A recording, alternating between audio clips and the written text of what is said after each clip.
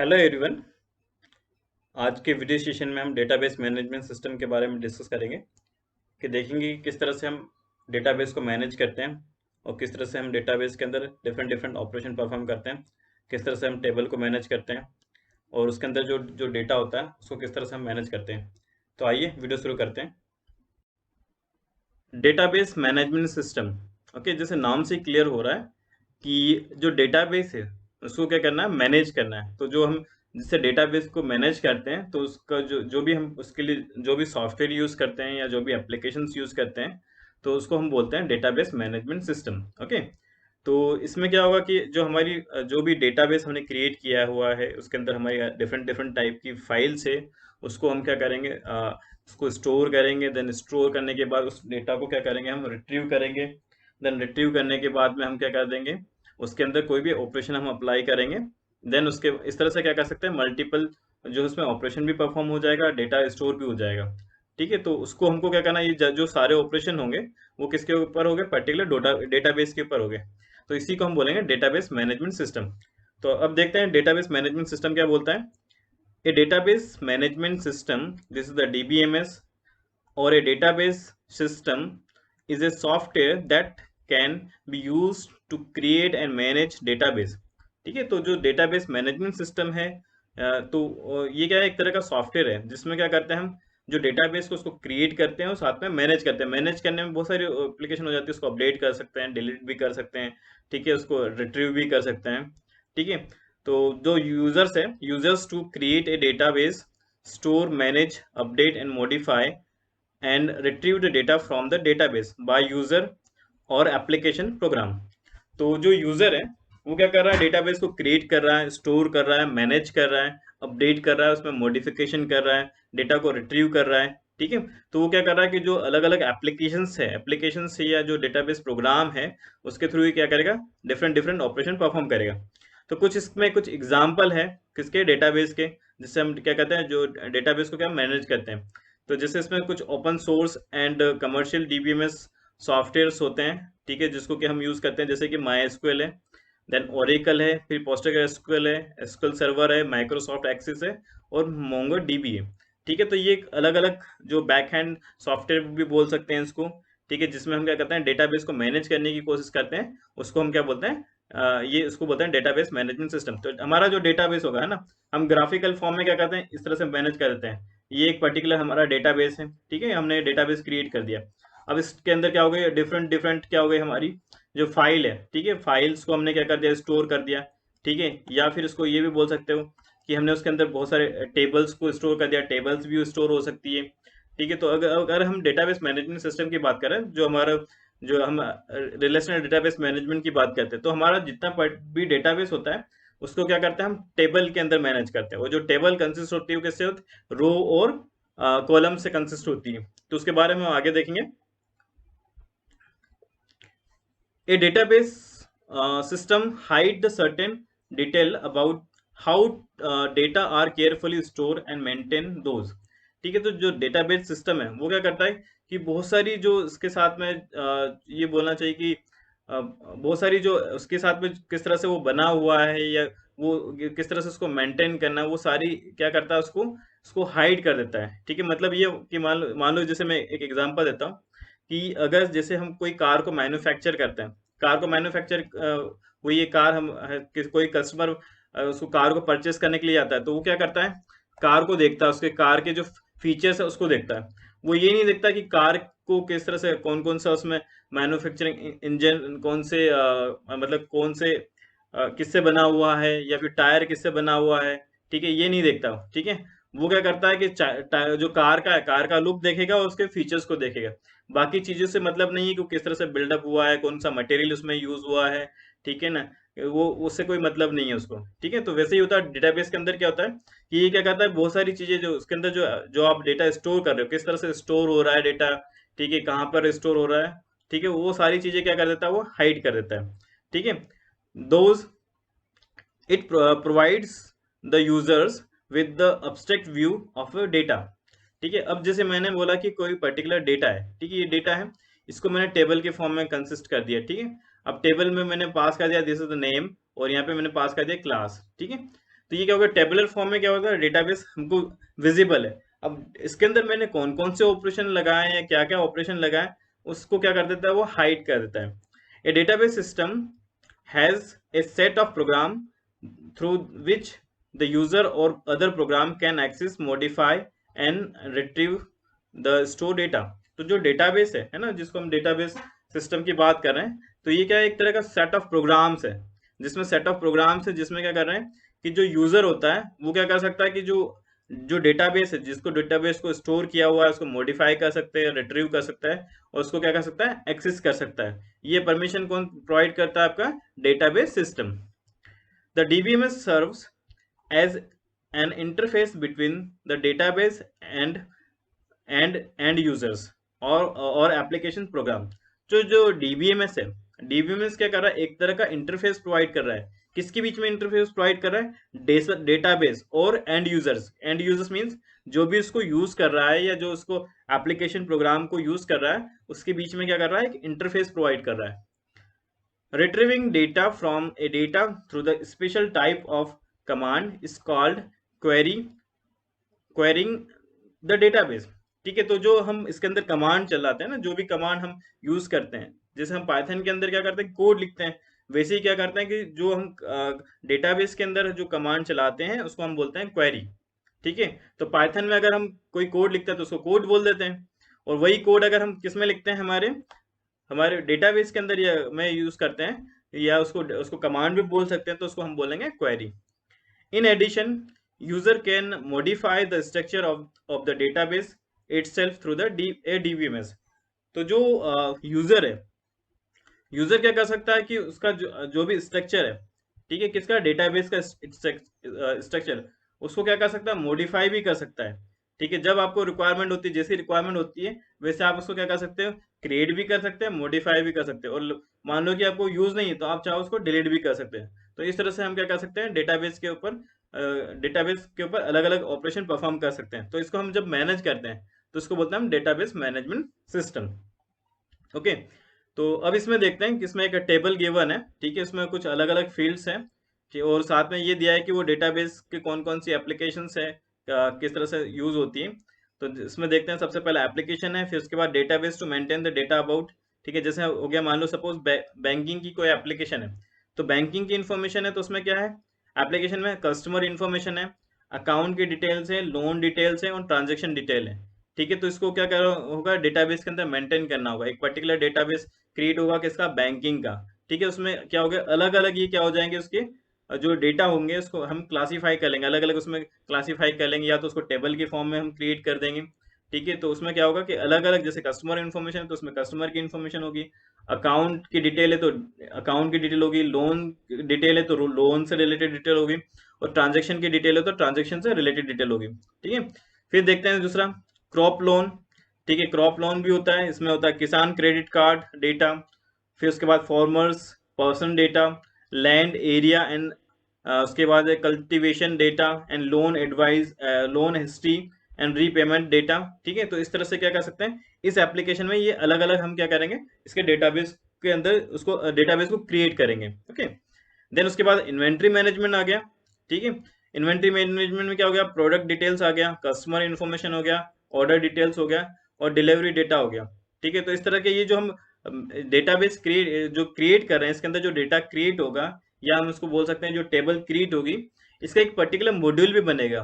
ठीक है, तो हम इसको क्या करेंगे, इस तरह से हम क्या कर सकते हैं, उसको डेटाबेस के अंदर मैनेज कर सकते हैं। फिर देखते हैं ऑर्गेनाइजेशन रिसोर्स मैनेजमेंट, इसमें आ गया employ records, salary details, department information, branch location. ठीक है, तो ये भी क्या हो जाएंगे, उसके अंदर जो जो पर्टिकुलर डेटा होगा उसकी इंफॉर्मेशन होगी। फिर ऑनलाइन शॉपिंग की बात करते हैं, ऑनलाइन शॉपिंग के अंदर हो गया items description, user login details, users preference and details. ठीक है, तो ये क्या हो जाएगा, इस तरह से क्या होगा, डेटाबेस इसके अंदर हम क्रिएट करेंगे, अलग अलग मॉड्यूल के लिए हमारा क्या हो जाएगा, अलग अलग डेटाबेस क्रिएट हो जाएगा। अब ये जो डेटाबेस है हमको क्या करते हैं, टेबुलर फॉर्म में क्रिएट करते हैं, तो वो क्या हो जाएगा, टेबल से कंसिस्ट हो जाएगा, तो वो भी हम आगे देखेंगे।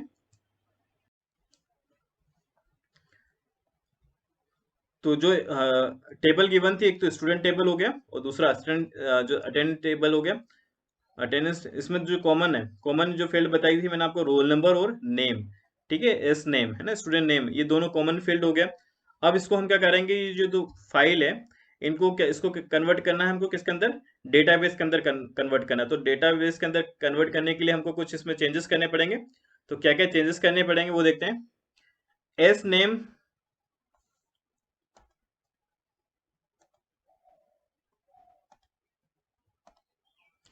S name need not to maintain in attendance file as it is already there in student table। ठीक है, अब जो है इसमें जो अटेंडेंस टेबल है, ठीक है, उसमें एस नेम और अटेंडेंस में भी है, उसके साथ में क्या है, स्टूडेंट टेबल के अंदर भी है। तो इसमें हमको क्या करना है कि अगर मेंटेन करना है तो हमको जरूरी नहीं है कि हम उसको दोनों टेबल के अंदर लें। तो इसमें details for a student can be retrieve through the common field roll number in both file. अब इसमें ये कर सकते हैं कि अगर सपोज एस नेम है दोनों फील्ड के अंदर है, तो एस नेम को हम क्या करेंगे, एक फील्ड से हटा देंगे। कौन सी फील्ड से हटा देंगे, इस अटेंडेंस जो डेटा हमने टेबल लिया है, इस टेबल में से हम हटा सकते हैं, क्योंकि हमारे पास एक रोल नंबर भी है। ठीक है, जो रोल नंबर है, ठीक है, इस रोल नंबर को हम क्या कर सकते हैं, कॉमन रख सकते हैं, क्योंकि दो फील्ड थी। तो उसमें से हम क्या करेंगे, एस नेम को हटा देंगे, ओनली क्या रखेंगे हम, रोल नंबर। तो हम क्या कर सकते हैं, जो रोल नंबर है, रोल नंबर से भी क्या कर सकते हैं हम, अटेंडेंस को रिट्रीव कर सकते हैं। फिर देखते हैं, if two sibling are in the same class then same guardian, जिसमें था जी नेम जी फोन, जो गार्जियन वो था, देन उसके बाद g address are maintain in both the sibling. ठीक है, मैंने आपको बताया था कि कोई पेरेंट है जिसके दो जो है उनके जो दो सिबलिंग है, मतलब उनके दो बच्चे हैं जो वहां पे है ना, तो मैंने आपको बताया था कि दोनों के लिए क्या कॉमन है। Okay, we know that this is a redundancy, and by using a database we can avoid this। So let's split the student file into a two file। ठीक है, अब जो स्टूडेंट फाइल है, अब इसमें क्या कर सकते हैं कि हम दोनों में क्या है कि वही के वही डेटा आ रहा है, तो एक तरह से क्या हो रही है, रिडंडेंसी हो रही है। तो हम क्या करेंगे, जो स्टूडेंट टेबल है, स्टूडेंट को हम क्या कर देंगे, स्प्लिट कर देंगे। दो टेबल में स्प्लिट कैसे कर देंगे, एक तो स्टूडेंट फाइल हो जाएगी, स्टूडेंट टेबल हो गई, और दूसरी कौन सी होगी, गार्जियन टेबल हो गई। ठीक है, so that each guardian data are maintain only once. तो जो भी हमारा जो गार्जियन डेटा है ना, गार्जियन डेटा क्या हम क्या करेंगे कि अलग से एक फाइल बना लें, एक टेबल बना लेंगे, उसके अंदर हम गार्जियन को स्टोर कर देंगे। ठीक है, तो अब जब गार्जियन को हम टेबल बनाएंगे तो उसमें भी आपको एक आईडी जनरेट करना पड़ेगा। ओके, तो once and more guardian can have the same name. ठीक है, मतलब जो गार्जियन नेम उसमें क्या है, टेबल के अंदर देखा कि उसमें सेम नेम के, so it will be not possible to identify which guardian is related to which student. In such case we need to create the additional column. ठीक है, जिसको हम क्या बोलेंगे, इसको बोलेंगे G I D, this is the guardian I D, and guardian I D that will take the unique value for each records and guardian file। The column guardian id will also be kept with the student file and relating this to file। अब इसमें क्या कर रहे हैं कि हम क्या करें कि जैसे गार्जियन की हमको इन्फॉर्मेशन उसमें क्या करना है, पुटअप करनी है। ठीक है, तो हमारे पास कॉमन क्या हो गया, गार्जियन नेम हो गया, गार्जियन नेम को उसमें हमको यूज करना है। तो हम चाहते हैं कि कोई यूनिक आईडी जनरेट हो। ठीक है, क्योंकि गार्जियन नेम तो मल्टीपल हो सकते हैं। ठीक है, गार्जियन नाम मतलब एक ही सिबलिंग के दो, जैसे मान लो कि एक ही मतलब दो स्टूडेंट है, उसका एक ही पेरेंट हो सकता है। ओके, तो इनके मल्टीपल रिकॉर्ड हो गए, तो हम इसमें क्या करते हैं, एक आईडी जनरेट कर देते हैं जिसका नाम है जी आई डी। एक कॉलम और हमने इसमें ऐड कर दिया, जी आई डी को ऐड कर दिया, जिसमें हम क्या करेंगे कि जो यूनिक गार्जियन आईडी होगी वो यूनिकली हम उसमें क्या करेंगे, पुटअप कर देंगे। ओके, देन हम उसके बाद क्या करते हैं कि अब इसके बाद जो हम कुछ चेंजेस करेंगे उस टेबल के अंदर चेंज करेंगे, तो हमारे पास कौन कौन से जो टेबल हो गई, एक तो टेबल हो गया स्टूडेंट, और एक एक्स्ट्रा बढ़ गया गार्जियन, गार्जियन टेबल बढ़ गई, और एक अटेंडेंस टेबल हो गई। तो जब हम इसमें रिलेशनशिप क्रिएट करेंगे तो हमारे पास जैसे जब हम स्टूडेंट टेबल के अंदर जाएंगे, स्टूडेंट टेबल के अंदर क्या क्या हो जाएगा, एक तो हो जाएगा रोल नंबर, देन उसके बाद स्टूडेंट नेम, फिर डेट ऑफ बर्थ, और एक इसमें कॉमन फील्ड हमको पास करनी पड़ेगी जिसको बोलेंगे गार्जियन आईडी, जी आईडी। ओके, गार्जियन में गए, गार्जियन के अंदर हमने उसमें स्टूडेंट को ब्रेक किया था, तो एक हो गया इसमें गार्जियन आईडी, फिर उसके बाद गार्जियन नेम, फिर उसके बाद गार्जियन फोन, एंड उसके बाद गार्जियन एड्रेस। ठीक है, ये हमने पास कर दिया। अटेंडेंस में से हमने क्या किया था, अटेंडेंस में से हमने नेम हटा दिया था, तो बचा क्या, अटेंडेंस डेट बचा, और रोल नंबर बचा, और उसके बाद अटेंडेंस स्टेटस बचा। अब इसके इनके बीच में हमको लिंक करना है। तो देखो जो हम लिंक करेंगे, तो ये जो गार्जियन आईडी है वो किससे लिंक हो गई, इससे लिंक हो गई। ओके, अब उसके बाद अगर मान लो अटेंडेंस को इससे लिंक करना है, तो अटेंडेंस को लिंक करने के लिए हम क्या यूज करेंगे, रोल नंबर से हम इसको क्या करेंगे, लिंक करेंगे।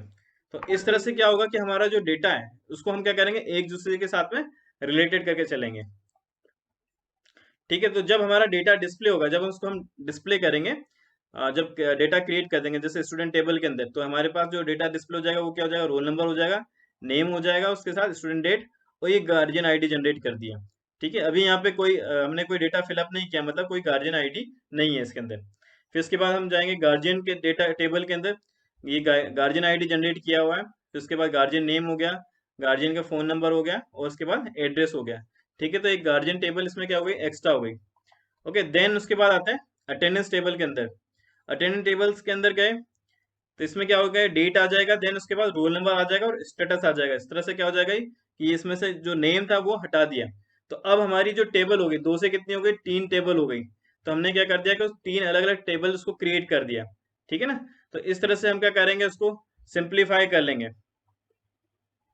ओके, तो ये जो फिगर है ना, ये क्या बताता है, simplify the database called the student attendance which is used to maintain about the student and guardian and attendance as shown here. The database maintained in single repository of the data in centralized location and can be used by the multiple user like office staff and teachers at the same time. अब ये जो data हमने इसको divide किया अलग अलग, हमने student attendance और साथ में गार्जियन डेटा जो हमने क्लासिफिकेशन कर दिया है, उसको हम लोगों ने तीन टेबल के अंदर क्लासीफाई कर दिया। तो अब उसको हम क्या करेंगे, एक सेंट्रलाइज लोकेशन में उसको स्टोर कर देंगे और उसको हमको जहां जहां पे जैसी रिक्वायरमेंट होगी उसके हिसाब से हम क्या करेंगे, उसको यूज करेंगे। तो उसके लिए क्या कर सकते हैं कि उसको मल्टीपल यूजर्स भी क्या कर सकते हैं, यूज कर सकते हैं, चाहे वो ऑफिस स्टाफ का हो या टीचर हो। ठीक है, दोनों सेम टाइम में क्या कर पाएंगे, उसको स्टोर कर पाएंगे। Now file system to DBMS. ठीक है, तो जो फाइल सिस्टम होती है, ठीक है, उसको हम किस तरह से डीबीएमएस के अंदर हम इम्प्लीमेंट करते हैं।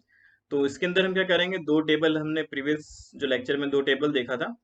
ठीक है, एक टेबल था 8.1 जो ऑफिस से रिलेटेड था, और दूसरी जो टेबल थी वो जो टीचर से रिलेटेड थी।